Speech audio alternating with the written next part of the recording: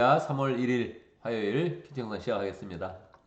우리 3월달을 맞이해서 우리 한 달 동안의 레위기의 그런 그 말씀을 함께 묵상하도록 하겠습니다. 오늘 말씀은 레위기 1장 1절에서 17절인데요. 레위기의 그런 그 말씀은 우리에게 조금 더 생소하죠. 그렇지만 성경에서 레위기의 위치는 아주 중요하고 무엇보다도 우리와 하나님의 그런 관계를 정확히 잘 거룩하게 만들어주는 그런 귀한 그런 책입니다. 우리가 레위기를 사랑하면서 복음의 의미도 더 풍성하게 깨닫고 하나님이 우리에게 거룩한 길을 열어주셨는데 거룩한 길로 나아가서 우리의 그런 삶이 새로워지고 더 은혜가 넘치는 복된 삶이 되기를 바랍니다. 레위기 1장 1절의 말씀은 주님께서 모세를 회막으로 부르시고 그에게 말씀하셨다 이렇게 시작을 하고 있습니다. 레위기 전체의 그런 그 말씀은 거의 하나님의 직접 화법으로 많이 기록이 되어져 있죠. 하나님께서 모세를 회막으로 부르셨습니다. 회막은 보통 성막이다 그렇게 이야기하기도 하는데 성막은 하나님의 거룩함을 강조한 것이고 회막이라는 그 말은 하나님과 우리가 만나는 그런 장소다 그것을 강조한 것입니다. 하나님은 회막에서 항상 사람을 만나 주십니다. 우리에게 만나서 우리에게 필요한 그런 그 말씀을 주시면서 우리를 거룩한 길로 나아가게 그렇게 해 주시는 것이지요. 자, 모세를 회막으로 불렀는데 하나님께서 희생의 제사에 대해서 말씀을 해 주십니다. 자, 너희는 이제 앞으로 제사를 지내야 된다. 그렇게 이제 말씀을 해 주시는 것이지요. 여러분, 우리가 하나님의 그런 백성이라면 제사를 지내면서 하나님과 관계를 맺는 것입니다. 거룩한 그런 관계를 맺는 것입니다. 제사를 지내지 않으면 어떻게 되겠습니까? 우리는 다 죄 가운데 죽게 되는 것입니다. 우리 인생에서 죄를 알면, 죄가 어떤 것인지를 알면 인생을 반드시 성공하는 그런 길로 나가게 되는 것이지요. 이 죄를 깨닫지 못하는 거예요, 사람이.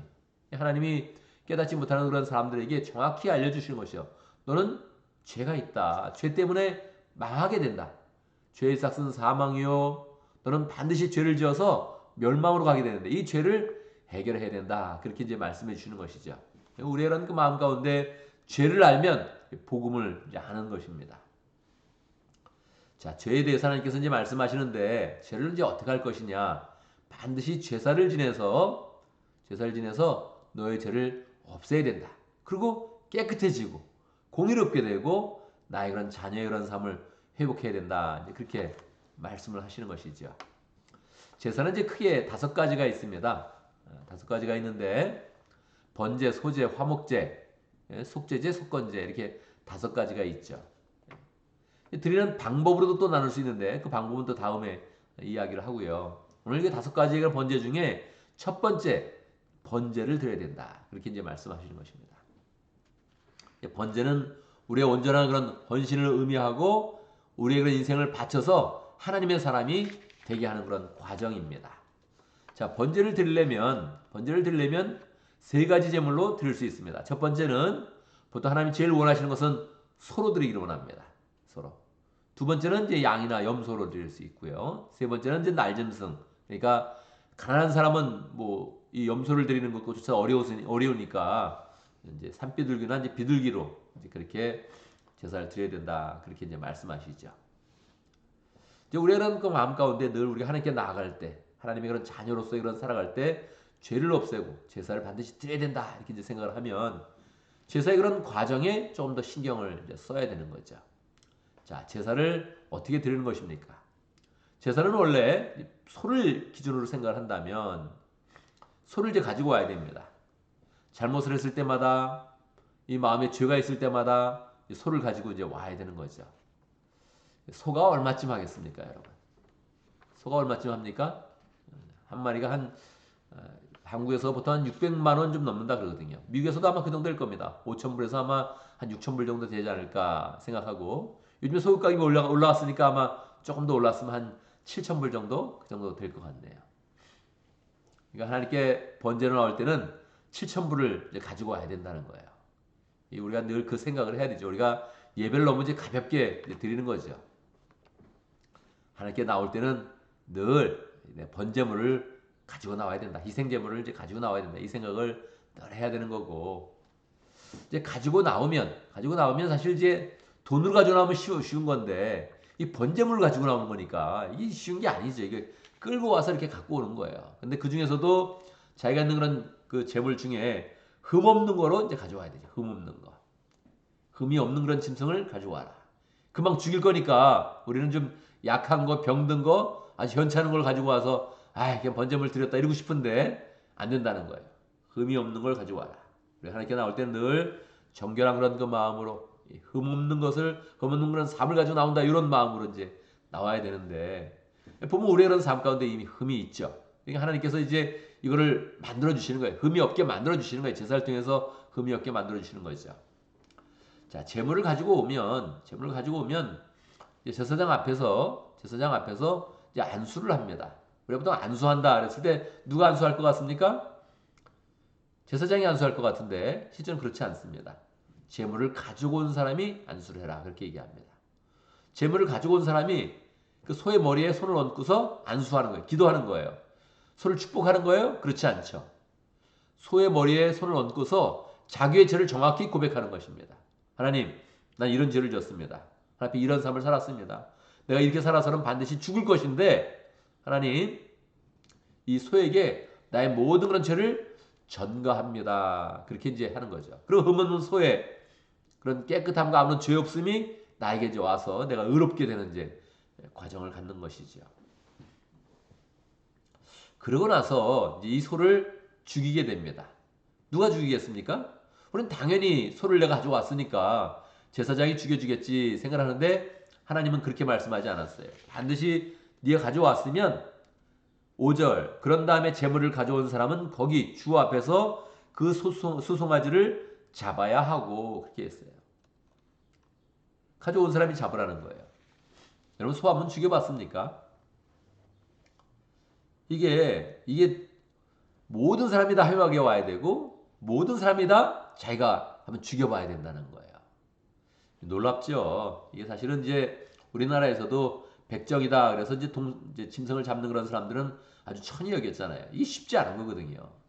이 동물도 생명을 이렇게 죽인다는 게 이게 마음도 불편하고 굉장히 어려운 거란 말이에요. 예. 여러분 정말 내가 소를 잡는다면 어떤 마음이 들까요? 소가 가만히 이렇게 있을까요? 저를 죽여주세요. 그러고 가만히 있을까요? 그럴 일은 없단 말이에요. 보통 사람들이 소를 죽일 때, 백정이 소를 죽일 때 이제 어디를 칩니까? 보통 이제 망치로 이 눈과 눈 사이 여기를 이제 보통 이렇게 쳐서 이걸 망치 쳐서 이제 골을 깨서 보통 죽이죠. 거기가 이제 급소인데 거기서 이렇게 죽이죠. 아니면 칼로 찌르는 그런 방법도 있겠죠. 칼로 어디를 찌르겠습니까? 또 심장 쪽을 찌르면 이렇게 죽겠죠.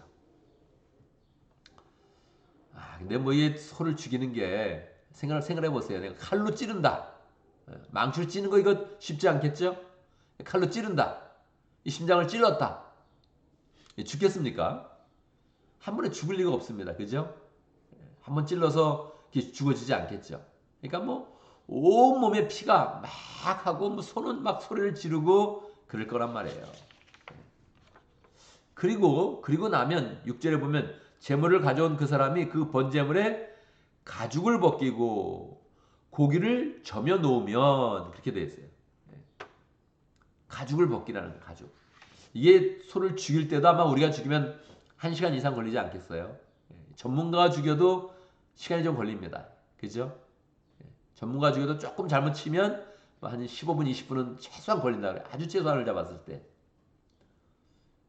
근데 죽이고 나서 가죽을 벗겨요. 이거는 얼마나 걸릴까요? 가죽 벗기는 거. 소의 가죽을 내가 벗긴다. 이거 얼마나 걸리겠습니까? 이것도 뭐 1시간 이상 걸리지 않겠어요? 예? 이거 누가 해줘야지. 근데 아니에요. 하나님은 정확히 모세를 불러다가 얘기한 모든 사람들은 죄를 지었을 때 번제물을 가지고 와라. 그리고 나서 거기서 이 소를 직접 죽이고 가죽을 직접 벗기고 그리고 고기를 저며 놓아라. 다 마디마다 끊어서 고기를 뜯어내서 그 벼에서 뜯어내서 저며 놓아라. 이거 하루 종일 걸릴 겁니다. 시간이 걸리는 게 중요한 게 아니고 우리가 이제 이 일을 행할 때 야, 이거 내가 왜 이거를 해야 돼? 이런 마음이 들겠죠. 예? 대통령이 시골에 자라면 이제 보통 시골에서 이제 부모님들이 야, 닭 좀 잡아와. 그런 얘기 이제 많이 합니다. 닭 좀 잡아와라. 저도 한번 해보려고 했는데 이게 잡아서 기르던 잡을 닭을 이렇게 죽인다는 이 마음이 너무 불편해가지고 하다가 잘 안 되더라고요. 안 되면 그냥 뭐 닭 잡아가지고 이게 그냥 뭐 머리를 그냥 잘라버리면 쉬운데 자르면 피가 팍 터지면서 그때 닭이 안 죽어요. 그냥 바닥바닥바닥 막 날아다니죠. 그냥 손을 놓치게 됩니다. 그래서 그냥 막 목이 없는 채로 그냥 닭이 막 다니면서 온갖 피를 막 뿌리죠. 예. 손은 어떻게 해서요? 손은 더 심하죠. 더 심하죠. 제사를 또 지낼 때는 이 피를 또 다 빼야 되거든요. 가만 놔두면 안 돼. 빼야 되거든요.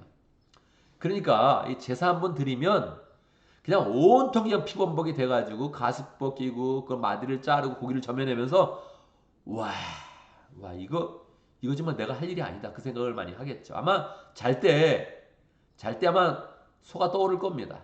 이 죽인다는 거 이 쉬운 건 아니거든요.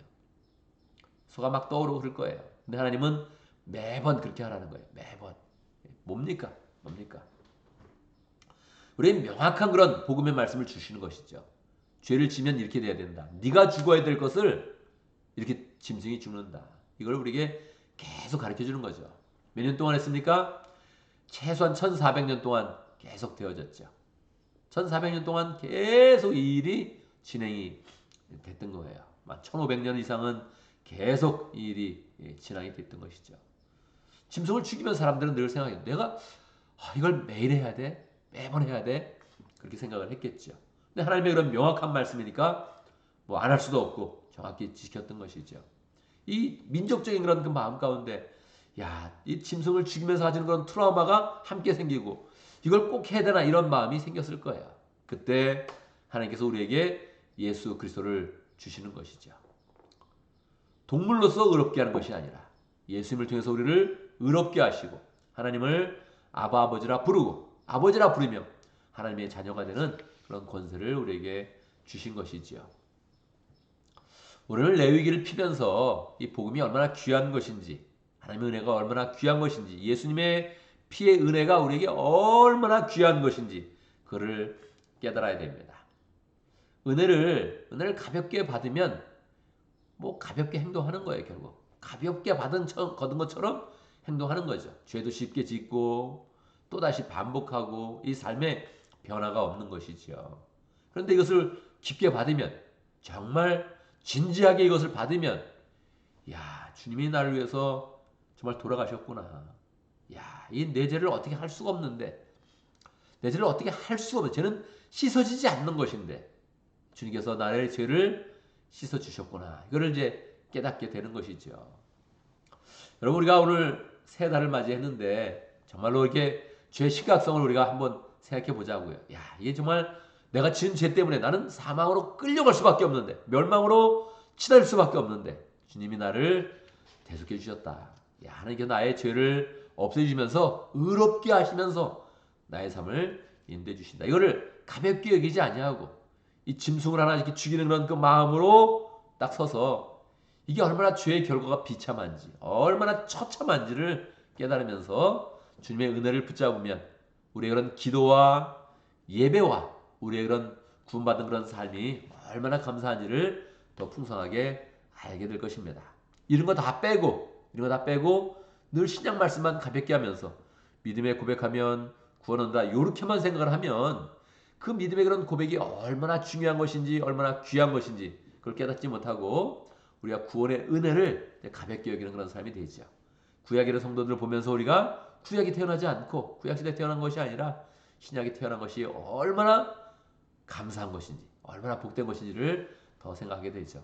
정말 하나님은 우리를 죄를 깨끗게 해주시고 우리가 정말 마음의 감사함과 은혜 가운데서 하나님을 아바 아버지라 부르는 그 삶을 우리에게 원하십니다.